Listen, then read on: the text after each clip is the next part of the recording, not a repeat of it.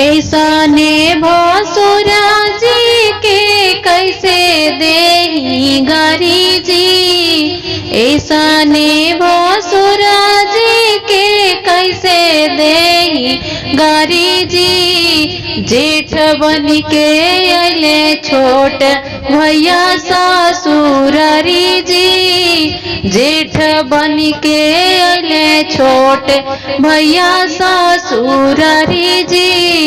ऐसा ने भसुरा जी के लंबे लंबे टांगा जी। ऐसा ने भसुरा जी के लंबे लंबे टांगे जी।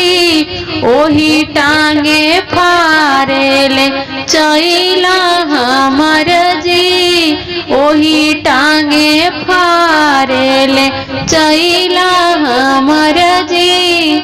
ऐसा ने भसुरा जी के हौदा ऐसन पेटा जी। ऐसा ने भसुरा जी के हौदा ऐसन पेटा जी। ओही पेटे नासेले जगिया हमर जी।